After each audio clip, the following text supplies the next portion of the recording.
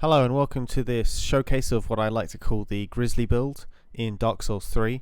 I'm sure it goes by many other names, but in principle it's a character that has high strength, high endurance and high vitality, who you're going to slap some full havels on and give them a longsword so that you have maximum poise and damage absorption. You can make a lot of enemies bounce off your shield, and then you can quickly punish them with longsword hits, which has pretty decent DPS even though it doesn't smash, and it obviously doesn't break poise very often. Alright, so first fight I'm bringing you is Pontiff. Just for confirmation, I got here using a club and then switched to the longsword and this grizzly character. So fighting against Pontiff with this character is extremely straightforward. Pontiff's is sometimes a difficult character and you have to learn how to parry, but you certainly don't have to worry about that with this character. Pontiff really can't drain your stamina very much. I may almost die at one point here, but that's just because I'm a bit rusty and sort of forgot his movement patterns. But that's the thing, is if you play this kind of character, you often don't have much of an opportunity to practice movement patterns because a lot of these bosses are really quite facile when you use this style. So yeah, just hacking away at him, and he really can't do much to stop the to break the endurance wall and the blocking with this black iron great shield. The damage output is quite low with the longsword, although I must say that this is actually pretty much the maximum damage that we're going to be doing all the way through this run. So this character never really ends up with a high damage output. In fact, I'm pretty sure that I'm using the Lloyd sword ring and maybe Pontiff's right eye or something like that. So as you can see, I'm doing 432 damage, which I'm actually going to do less of as we go along. Now it's on to Oseros, or however you want to pronounce that.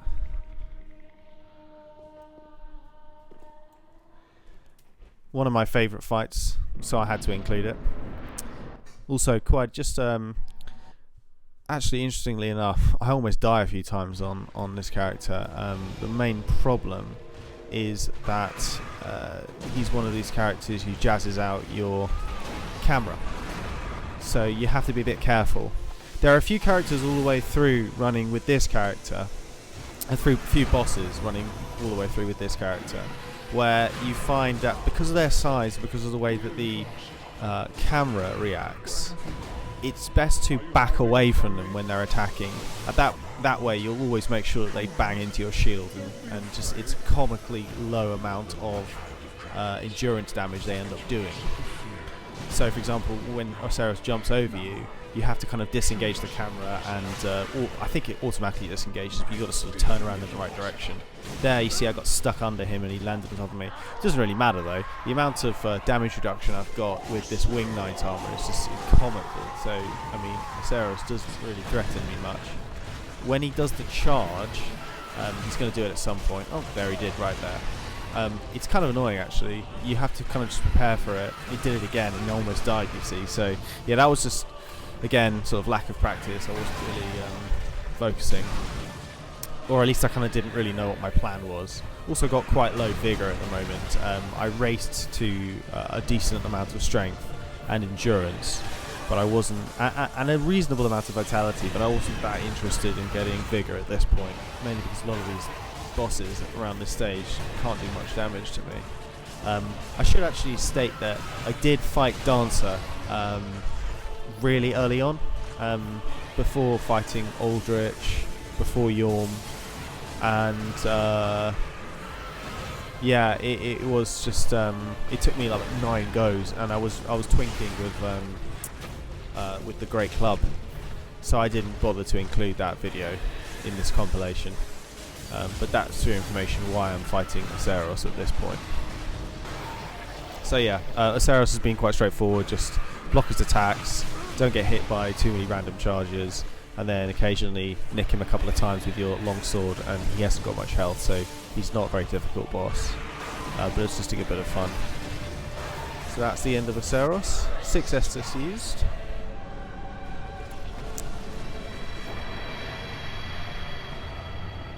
Level 72, 28 endurance, 40 strength. So that's pretty much what we're working with. So then I managed to die to Dragonslayer Armor, and this is at 16 times speed because I got quite far. I just mismanaged my blocking. One thing that's really important with this character, you'll probably notice it throughout watching the boss fights, is you want to kind of pump your shield with L1 the same way that you block in Sekiro. You don't want to hold your shield out the whole time. I mean, I'm sure a lot of players will already know that. But I basically did some quite poor stamina management, blocking the wrong times, blocking the wrong way. But the second try was actually quite straightforward. So here we go. When he shield bashes, it's quite irritating because it takes quite a lot of your endurance away. But you just do a bit of cycling, and you can often avoid his shield strikes. His actual axe just does so little endurance damage to you when you've got all of your stability. I'm using Yorm's Great Shield, which delivers a decent amount of stability and poise. I don't think I was using the Thunder Stoneplate Ring. I really didn't think that this battle would be much of an issue. I played it quite poorly on my first attempt, so on my second attempt I made sure that I didn't make any mistakes. Didn't really have to strategize much for the fight, but I always enjoyed the fight, so I just thought I'd include it. The general strategy of this character is to shield the attacks, string, and then respond with 1 or 2 shots with your longsword, and it's just a slow, inevitable doom for the boss. It's really quite satisfying, actually. It's almost just like, saw your attack, stopped it all, have a hit, rinse and repeat. And I suppose you just got to mentally get used to the fact that you're never really going to see the bosses stagger. You're never going to see massive chunks come out of their health. It's just the slow inevitability of death. It's quite satisfying, really. It's also extremely fun to have bosses smash you with a gigantic attack where you're used to seeing your character sort of lose 3/4 of their health bar and just evaporate, and instead you don't even take any damage and you lose about 1/4 of your stamina, and you sort of just move backwards slightly. For example, that was an example right there. Dragonslayer Armor does a swing with his great axe, and all that happens is your character does a little roly-poly backwards, but keeps his shield up and barely loses any stamina. So yeah, I mean, I'm just toying with him now, frankly. Look, there it is again. I absolutely love that feeling. I love the sound as well. Another one of the underrated sounds in Dark Souls is the sound where you shield an attack, and then you basically get Dark Souls 3. You shield an attack, the opponent is sort of kind of, I don't know what its correct terminology is, but basically staggered. And then when you hit them, it makes that counter sound. Right, so that was quite straightforward. Now, I wonder where we're on to next. I think it's... here we go. Champion Gundyr. So, took a little detour. I suppose it's not actually a detour, it's straight after Aceros. But as you may see here, down here in the bottom left, I only had 2 Estus Flasks. I got a bit cocky, I must say. I'm a bit of an idiot. And I thought I could beat Champion Gundyr with 2 Estus Flasks. Maybe I could have, but I was playing so risky with not refilling my Estus until I absolutely had to. I wasn't focusing enough on the spacing against champions' movements. So yeah, that wasn't particularly smart. Then I was going to come back and own Gundyr, but I got distracted by the shiny thing in the corner. And I can never remember what is in each part of Dark Souls 3, where the loot is, so I just pick up everything. And so that was a complete waste of time because it was some stupid soul. So I lost all my souls, and yeah, that was just idiotic. So anyway, this is the 3rd attempt, although the 2nd time I'm actually fighting Gundyr, and I had to suddenly switch all of my gear because I had run here without any gear because I wanted to dodge all the attacks of the skeletons and those irritating guys with the kukris. But as a result, I had to quickly gear up when I came to the fight, and as you can see, I slightly failed. Then I had to charge up my flame arc, just a little bit of extra damage. It's a small stat investment. All you got to do is get 10 faith, 10 int, and 10 attunement, and then you can get Carter's flame arc, and that works for 90 seconds, so it's fantastically useful. Adds about, I don't know, 100 attack rating, which when you've got a DPS character using a longsword actually adds up. So in the space of maybe one attack from a great weapon or something like that, you're getting maybe 3 attacks, so that's basically 300 extra attack rating, which is quite substantial. Anyway, Champion Gundyr. Okay, so that's like probably the first time I rolled. I'm actually trying to do a roll counter, so I think that's the first time I rolled in this video. I didn't even need to roll. I thought he was grabbing me, but I don't think he was. I think he was just punching me. The only time you really need to roll with this character is if the boss in question has some sort of irritating gimmick grab attack, maybe like the Dancer. I can't remember if Champion does have it. To be honest, I never fight Champion that many times because I don't find him that difficult. But anyway, yeah, blocking a lot of this guy's attacks, not having much of an issue, quite frankly. This is the point where we start to sort of take over. The bosses, I mean, some of these bosses, it's unbelievable how easy they are with this character, which kind of leads me to sort of say, I just don't understand where someone would say that this isn't a viable build. This is maybe one of the strongest builds I've played in Dark Souls. I'm not a very good player, and I find it very straightforward. You just got to dodge dodge sideways, bits and bobs when you can. Then pump out the shield whenever they're attacking, and then punish them. And Gundyr's a good example of how strong this build is. Sometimes I suppose they can break your endurance, but the fact of the matter is that even when they do that, what are they going to do? Now, I did in fact get caught in the corner here, and I thought I was going to die. But, you know, those things happen. That's Dark Souls for you. You can always get... I mean, God, I died like 30 times in this run, and sort of 28 of them were getting knocked off an ledge. That's just how it goes. 5 Estus used. Decent fight. I just slowed it down here so that you can actually see where my stats were at this point. Level 87, Vigor 25, Endurance 38, Vitality 22, Strength 45. That's actually Strength 40. I was carrying the Night Ring at the time. Absorption sort of 34 physical, and dealing 362 damage with the longsword. So that's the recipe for good fun. Then we died to the Nameless King a few times because I had completely forgotten the strategies of how to fight against him. Just going to whip through these fights quickly. So yeah, the first time I'm a little bit too nonchalant, and I think that I can stay on the ground while he's attacking, which will fade one of his moves, and then I can stand up in between the regeneration of the move. But I forgot that he can basically still hit you when you're on the ground, so he just racks up a bunch of damage, and that's the end of me. Right, so second attempt, I noticed that I had been using Yorm's Great Shield, and I decided to switch to Havel's Great Shield. But still I was running afoul of some poor strategy and camera management, and again I made the mistake of letting him hit me when I was on the ground, so that was just a general fail. Third time I got him off his dragon, did reasonably well, but just mismanaged my Estus and my energy. Failed one more time. At this point I'd realised that I needed the Thunder Stoneplate Ring, and I was ready to do damage to Nameless, but I misplayed and yeah, just got a bit lazy and got my angles wrong and let him hit me.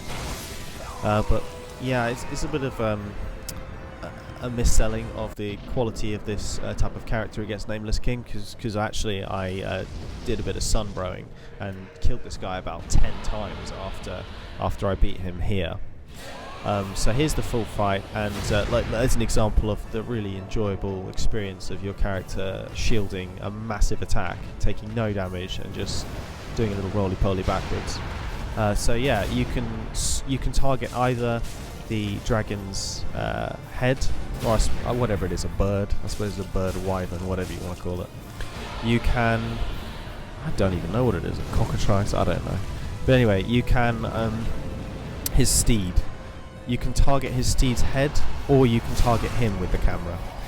So it's usually best to target him whenever he's attacking you, and then you target the steed's head when you want to do some damage. Disengage your camera when he flies over you. So that's quite straightforward. This is actually a really straightforward fight. I mean, look at that. You just absorbing his attacks.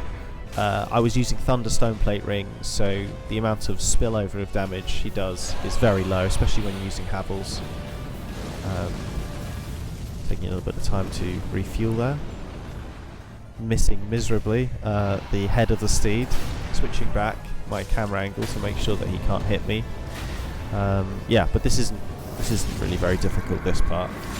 And then frankly, when you fight the King of the Storm, when he's dismounted, it's just a case of stamina management and not getting greedy. It's really all about not getting greedy with this character. You don't want to try and hit him too many times with your longsword. When he flies around, I find it's quite useful to target him and circle in the opposite way that he's going. So yeah, this took a little bit longer than I expected, because sometimes if you've got a big character, you can just critical the steed, and that's the end of that phase. It doesn't really matter. So onwards to the one-on-one, and yeah, I mean, he's got one move where he grabs you. I'm pretty sure that goes through your shield, so it's a good idea to roll out of the way. Even fat roll out of the way is perfectly fine. But other than that, I mean, look, his best power attacks, they do, like, at worst, a quarter of your stamina bar. So really, I'm just pumping my shield out whenever he attacks, getting a couple of shots in, or one shot in. Sometimes I'm getting greedy and going for a shot when he's just trying to decide what move to do. In this fight, you've just got to worry that he's not chipping through too much damage. And there you see I got a little bit greedy. So I got rightly punished. But he's... Okay, so I actually could have dodged out of the way of that, but I suppose I was feeling ballsy. A little critical. Does barely any damage though, you just got to accept that. That's the beast. It's the toll you pay. So that move, I think, yeah, hits you with lightning from behind, so you've got to kind of watch out for that, but I guess I didn't really care. Didn't take any damage from that lightning strike, or barely any. Got a bit greedy there. Still, this fight's completely in hand. Probably going to fill up with an Estus now. In fairness, I was unnecessarily risky. But I sometimes get a bit antsy near the end of a fight, because I'm not very good. Oh, there you go. Almost died, actually. I forgot about that. Should have probably rolled away from that. But it's quite amazing how little damage you end up taking with this character, even if you do make a mistake, which is quite a good feeling. There's no audio from the fight right now because it is absolutely crushed by my potato computer. And it sounds really bad. Okay, so showing you a bit of my stats at this point. All pretty much the same. Running the Night Ring and the Thunder Stone Plate Ring. We've got the winged armor with the Alva helm, Havel shield, and a longsword. Alright, so now it's on to Aldrich, and I was probably over leveled for this fight because I'm probably around 92 or 93. But you can slip up against Aldrich if you get caught by one of his irritating special moves. And I happen to get sandwiched in the corner, as you can see, with that lovely arrows attack. I tried to shield it, but that didn't work. I actually died to him again, pretty much by the same issue. I think I might have switched to a ring that increases your dark damage absorption. I'm not sure if that was the right idea. Maybe I did, I'm not exactly sure. Anyway, again, I got caught in a corner, absolutely ganked by about 3 different attacks. That was not particularly smart of me. But, yeah, I wasn't particularly bothered by this fight. I knew that I'd be okay. So, onwards into the breach one more time. A little bit of dodging action for you there. And, yeah, against Aldrich, it's just a matter of being patient. This is quite a good example of absorbing hits with your shield.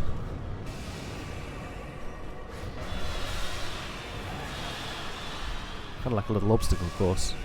But instead of dodging the obstacles, we're just taking them full on. That's the Grizzly way. I obviously realised that discretion was the better part of valour and actually got on the move when he used his arrows. Just waited for him to do an attack and then get stuck in. Doesn't really do much damage with my longsword, but it's not too bad. You get quite a decent attack string with a good amount of endurance of the longsword, so you can do some decent damage. Then it's a matter of, you know, basically, I thought I'd play it patient and wait for him to commit with an actual attack. So, disappeared there. Just got to keep on the move so that those magic missiles don't hit you. That's okay. Basically just waiting for him to commit to an attack. There it is. He's actually going to spin now, but I get under it, so that's helpful. Oh, actually, sorry, he's not going to spin. He spins next time. It's a terrible Swiss cheese memory. Keeping on the move so he doesn't hit me with those magic missiles.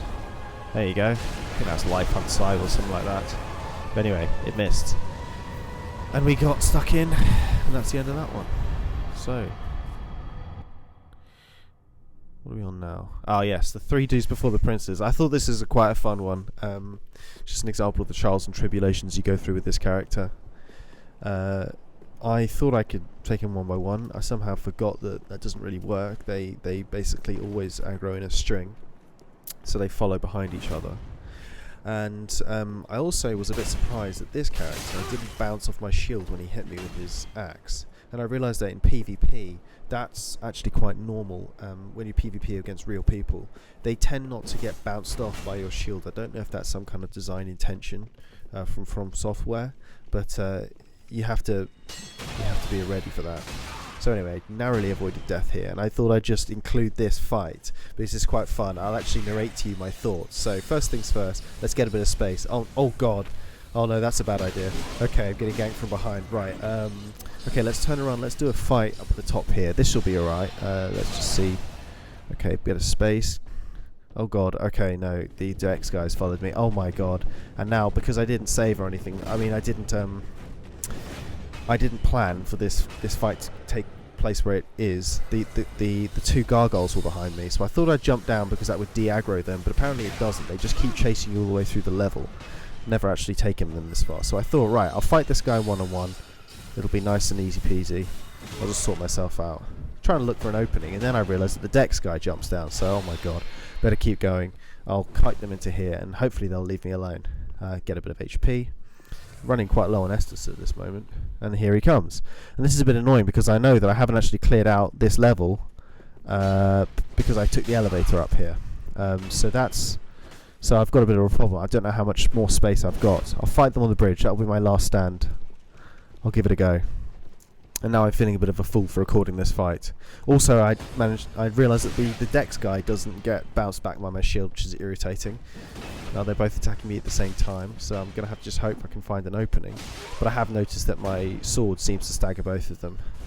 So I managed to catch this guy, but then almost died to both of them. Thankfully, I'm not losing much stamina when they hit my shield, so we're okay. Almost got him, and then he's going to heal, so that's great. But now here's my opening. Or is it? There we go. That was my opening. He ran out of stamina, and that's the end of him. And now this is great. What's going on here? No idea what he's doing, but he's going to die for that one. Right, time to go and run back and punish the mage triumphantly. Here we go. Time for some mage slaying. This ought to be nice and straightforward. Just going to spam him or her, and she parries me. And then here comes some magic missiles. Okay, I'll just wait for the attack, and okay, get parried again. Alright, just wait and get parried again. Okay, so this is a bit of a problem. I'm going to have to do a move which can't be parried. Right, that works. So, it should be quite straightforward now. Take barely any damage from that. Alright, so time to do it again. And one more time, and they'll be dead, and smack, like a shotgun. Almost died. Well, that's quite stupid. Now I've got to reload my health. They'll reload theirs. But it doesn't matter, because I've realised suddenly I can just wait for them to cast a spell, and then hit them in between. So, that's the end of that. Princes, one of my favourite fights. Absolutely love this fight. Just the flavour and also the music, the 2 stages. It's really, really fun. It's also fun to sunbro on. Included this part so you can see this is the first go.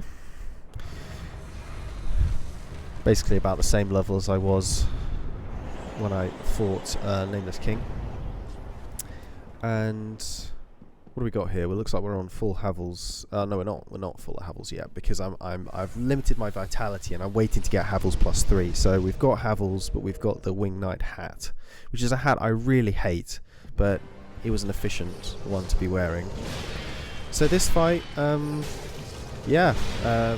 Lorien isn't very good at getting through your stamina wall. So you can just block his 2 attacks and then hit him once or twice. He hits you twice, you hit him twice. Seems fair. You got to watch out for these attacks though. I'm not sure if you can shield them, so I fat rolled. So that's roll number 2 of this run. I'm just going to write this down. That's roll number 2 of the run.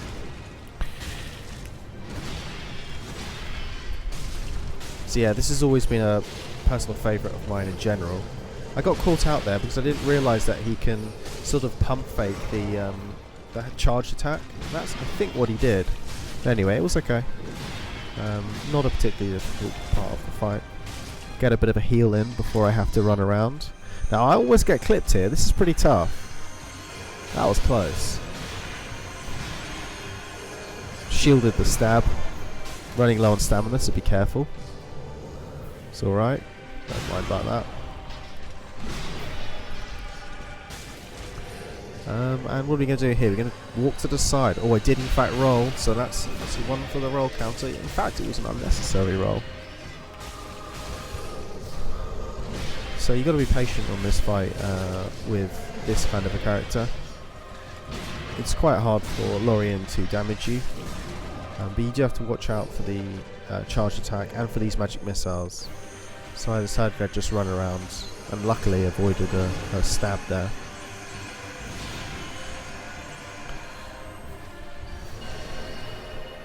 Yep, see, even that attack can't really do much. And here comes a charge which I miserably failed to dodge out of the way of. Not really sure about the timing of that dodge because I've never fought Lorien with a fat rolling character where I actually tried to roll.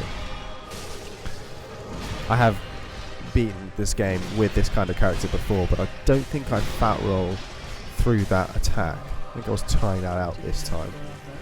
Anyway, I kind of ended up on bad stamina amounts, so I couldn't finish off Lothric, but it's okay. Oh, smashed again. This is mad, you see, you get hit and you got so much damage absorption. It's all good, it's all Gucci. Don't care. Just keep plugging away. This is the first time fighting these guys for a while, so yeah, I was a bit rusty. But who cares? The character's saving me. It's all good. Am I going to roll again? Oh, it's an embarrassment, isn't it, really? 5 rolls this run.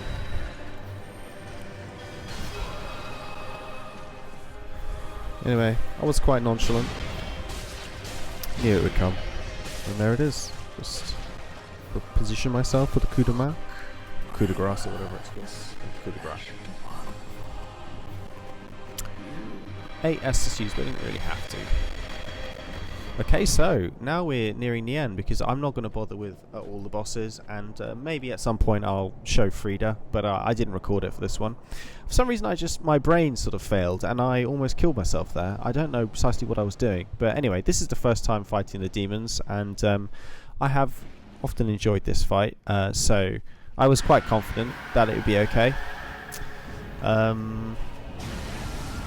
So yeah, the demons can't really mess you up with their attacks. to be honest with you, even if both of them are in fire mode and attacking your shield, it would take them. They might not be able to break your stamina if you're at full stamina.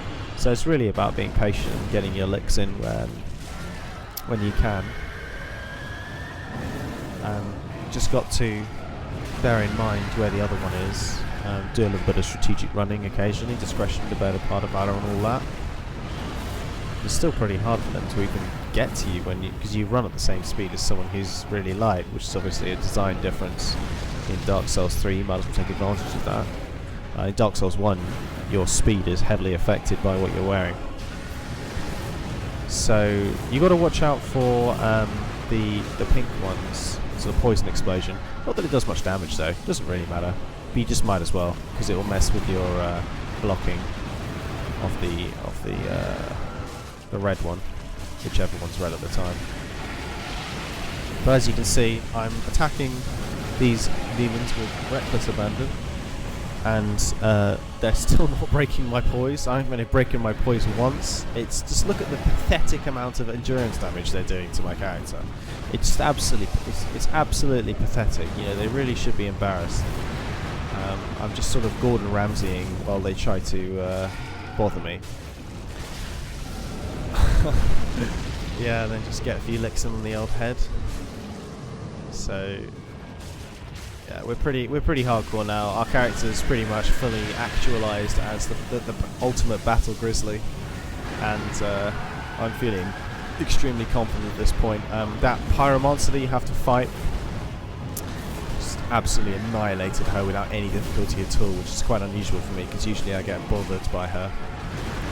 Absolutely crushed her, and then having a good time against these demons. Not sure I've even used an Estus Flask yet. Maybe I have. Maybe this will be a chance for me to do it. There you go. First of the day.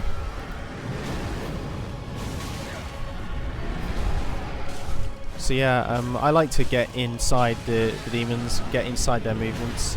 They can often swing above your head, and you can smash them a little bit in their legs. They don't seem to have the thing that a lot of big creatures in From games have, which is sort of less damage to their legs. I mean, that might not be right. You might do more damage to their head, but you seem to do a decent amount of damage to their legs and body. So that was okay.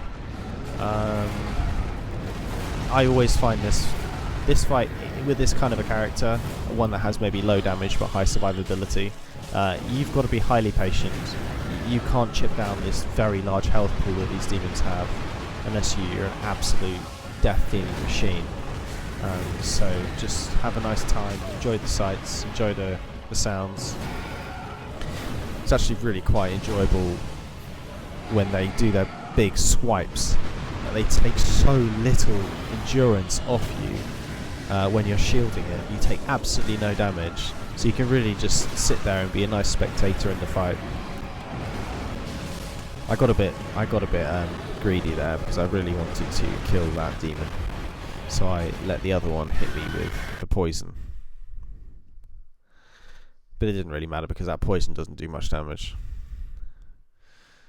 Obviously, one-on-one, this is barely even a fight. And then it's time for the fire version. So yeah, I didn't actually equip the. I don't even know if there is a firestone plate, but I don't have it right now with this character, so I didn't bother because I didn't feel particularly threatened by this fight, and I think probably with quite good reason. Havel's armor has fantastic elemental resistance in general and very good fire resistance, so I was very confident that any of the fire attacks from this demon aren't really going to bother me much. This fight actually turns out to be quite trivial. Unfortunately, the sound by this point is very poor in the actual game. I don't know what happens, but after I've been recording a fight for a certain amount of time, the sound starts becoming very strange and sort of bit crushed. So we can just... Okay, that was a stupid roll. I don't know why I did that roll. That's sad. That adds to my roll counter. We're on 6 now. But we can just block the beam attack, and that takes barely any damage at all. Oh, it looks like I got my poise broken that time. But that was just so I was a bit greedy with my attacks. You do have to sort of trade off damage output to make sure that you keep your poise up to a certain acceptable level. Kind of got a surprise critical there. I'm not precisely sure about the context required for a critical to occur, but I just kept plugging away, attacking their head whenever possible. These bosses have an unbelievable amount of HP in the ring city, which is quite funny when your character hasn't actually upgraded his damage output since Pontiff. In fact, I'm doing less damage against the Demon Prince than I am against Pontiff. But this is the thing, we're kind of running a marathon, not a sprint with this character, and we're really good at running the marathon. We're like Kipchoge here. This is a good bit of fun. Frankly, the only problem is this character is so good that it's so easy to one-shot the bosses when you've become an actualized grizzly. You know, if your character is actually fully developed, a lot of these fights are only ever going to be one go, so you're going to have to sort of wait until NG plus to have another crack at it. So yeah, plenty of Estus in the barrel here, in the tank, and just having a good time. Good time with my bros. And that's the end of that one. Quite a straightforward fight.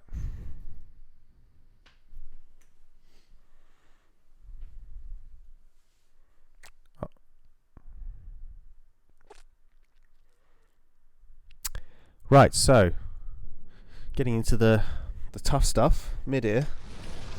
Mid-ear does take a bit of practice in general. My first time against mid-ear, God, that was like 8 or 10 goes, and this time my mistake was just like I was talking about when you have a big enemy, you need to walk backwards away from their attacks, otherwise they sort of just sweep and hit your head rather than hit your shield. So here I just got stuck there in an attack string. Shouldn't have happened. Do I die another 2 or 3 times? I'm not sure. We'll see. So this is mid-ear death 2. Zoom through this quickly. It's about the same problem I think as before. I wasn't walking backwards enough from him, so I let him hit me on the head while I was shielding. Sorry about this super speed, probably give you a bit of motion sickness. He does have so much HP though.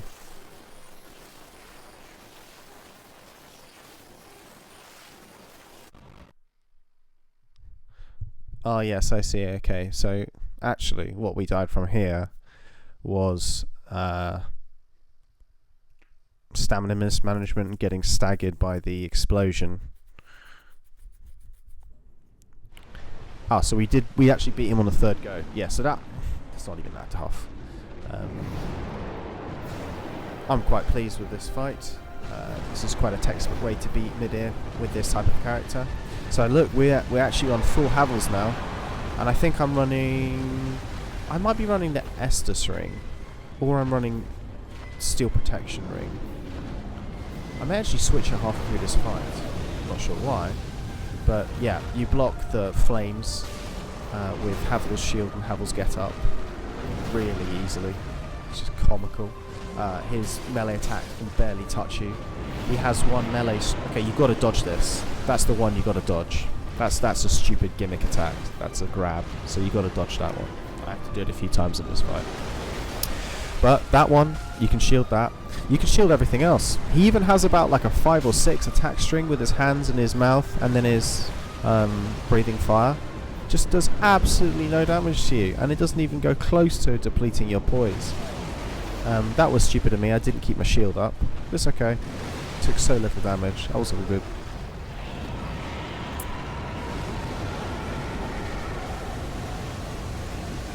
I suppose I got a bit lucky there, but it's how it often is with that laser beam attack.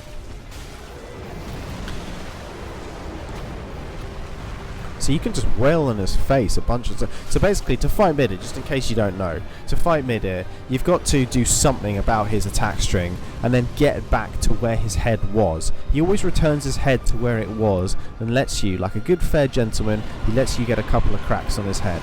And you have to hit mid-air in the head. Doesn't matter what, you can't hit him anywhere else. You have to hit him in the head. That's where he takes his damage. But it's always, he always very helpfully comes back to the same place. As you can see, his biting attacks, just no damage at all on the shield, no issues. He's not lost much health so far, but he's got to be patient. Have to roll there, so that's another count. So we're on 8 rolls so far for the run. He hasn't done one of his mega attack strings yet, but as you can see, when he does, it is still trivial to block. So here we go, switching from the Thunderstone plate to the Estus ring, because I know I'm going to be in for a relatively long fight. So 1, 2, 3. Yeah, that was just a 3 attack string. Just go back to the head, hit him a couple of times. 1, 2, and then flames. All good, no problems there. Get back to his head. Also, if you stay at his head range, he'll usually only do a certain number of attacks. If you stand away from him, he might become a bit less predictable. So I often like to stand just in front of his head, and you can either dodge his attacks, or... Here we go, we've got a dodge again. There it is. Just when he does that animation, where the sort of wind comes from his face, you know you have to dodge. That's just a fact of life. Surprised I didn't get hit there. Somehow I managed to bring my shield up in time. Go back to the same place in the middle and you always get a couple of shots on his head. This is fine, he's walking past me. I disengage my shield so that I can make sure that I'm blocking his legs when they go past me. Nice and straightforward, actually. Funny that I died fewer times to this enemy than Nameless King. See, biting does absolutely nothing. Blocking his flames, taking barely any damage. Get a nice little jump attack and a little shot. We're feeling it now. We're in full flow. That was a 4, 5, 6 string attack. See, okay, he hit me with 5 of his attacks, and I didn't even lose half my stamina. I mean, can you just imagine? Got lazy there. Shouldn't let him do that. Let him violate me, but it's all right. Again, lazy. Got lazy there.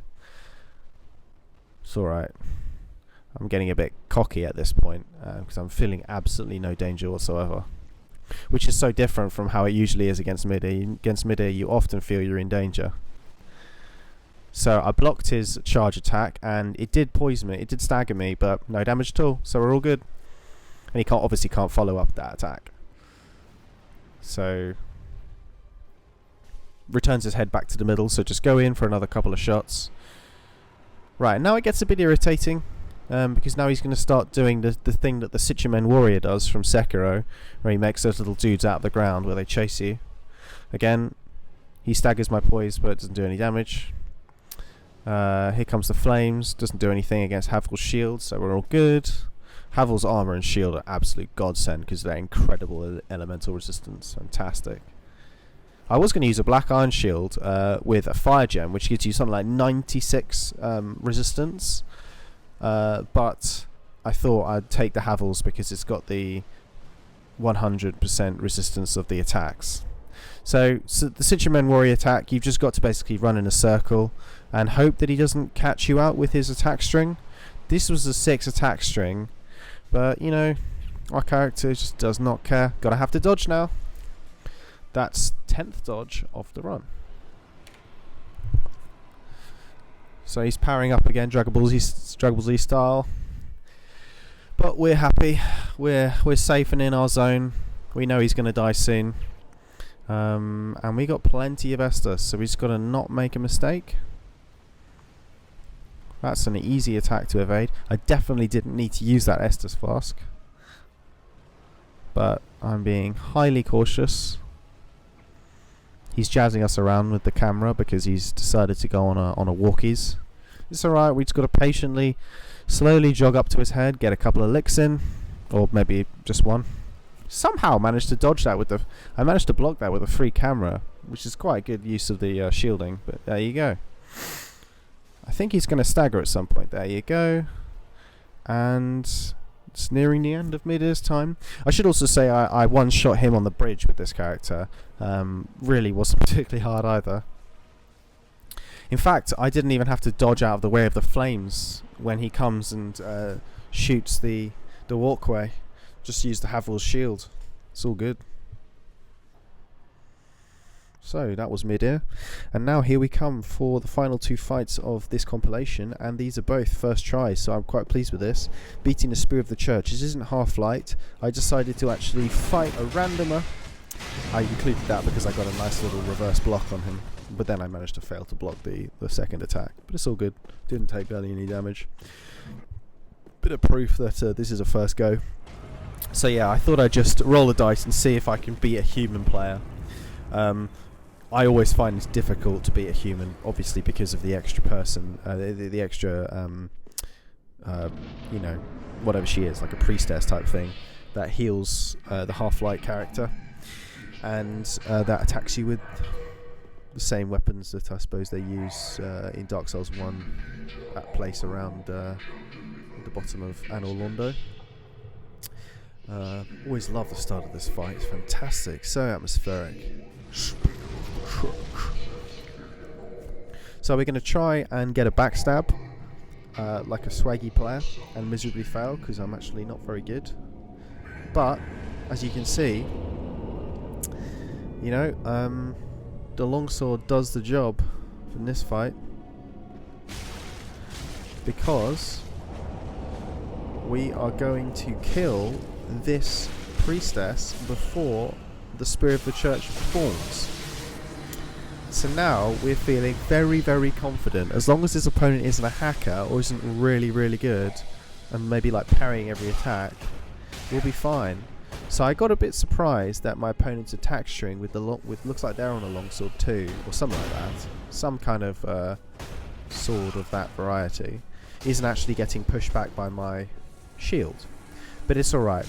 The plan is essentially that I'm going to let my opponent waste their stamina trying to attack me, and then I'll just catch them out. And I stagger them when they attack me, so here we go. I'm going to catch them in a sec. And then I'm just going to go wild on them. And yeah, going to catch them out and get some one more time when they're rolling. And that's the end of that. And probably the best Spear of the Church fight I've ever had, let alone recorded. So I'm quite pleased with that one. And then this is Gale, Slave Knight Gale. Definitely my favourite Dark Souls 3 fight. Probably my favourite Soulsborne Kiro fight. With my favourite music. And I've always enjoyed this fight, so I've never found it particularly difficult. Which is a bit of to my chagrin because I like to listen to the music. But anyway, here we go with the Grizzly Poise Chad formulation against Slave Knight Gale. And yeah, it's very similar to Nameless King. Oh, didn't need to roll then. That's silly of me. I thought he was doing the attack that he skewers you. But anyway, that's added to my roll total. I'm now on 11 rolls. But yeah, against Gale, you fight him the same way really as you would, I suppose, Pontiff in fact. You just let him have his fun with his attack strings and then get in a couple of shots. Just never be greedy against Gale. He attacks way too often and way too hard. So you get your 1 or 2 shots. Barely. I don't think you ever go for a 3 attack string with a longsword. Should always chase him down. Don't let him get space. I just feel like he gets up to some tricks if you give him some space. So let's just chase that distance. Circle around him when he does this attack string. He only hits you a couple of times. He hits my head for some reason. But look at the low amount of damage. So I'm running Ring of Steel Protection times +3. I've got full Havels. I'm ready to go. I'm ready for war. And so we're in a good spot here. Just slowly chipping away at him. You've got to be patient. Patience is the key against Slave Knight Gale. And never getting rumbled. And this is a good example of what I like to call staying in the pocket. Look at how much he knocks you away, but you take no damage. It's really fun. Anyway, so this is what I call I like to call it staying in the pocket. It's when you get right up next to the boss, get that shield out, and don't be afraid of any moves. Just go forwards, go into it, shield all the time, attack whenever you can, never get afraid. That's the way you die. Hesitation is defeat against Slave Knight Gale.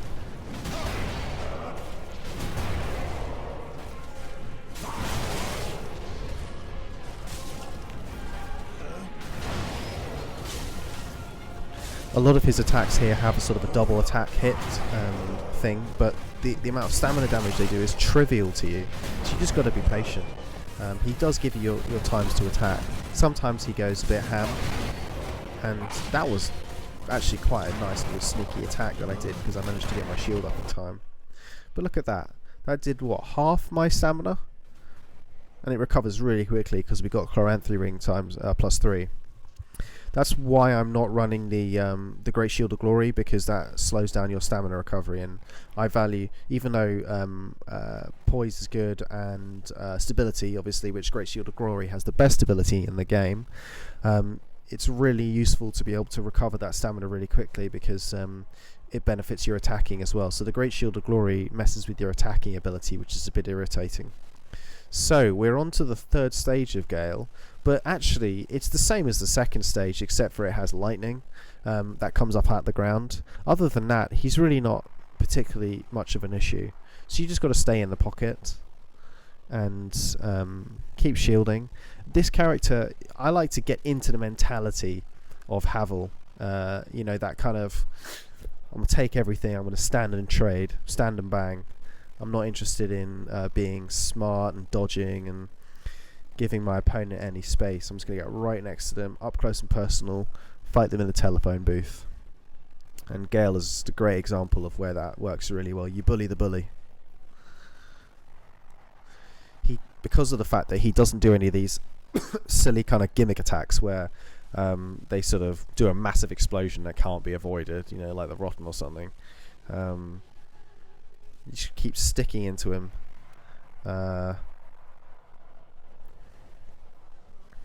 Feeling very confident at this point, having a good time, enjoying myself. Slightly upset that I'm going to kill him again on the first go.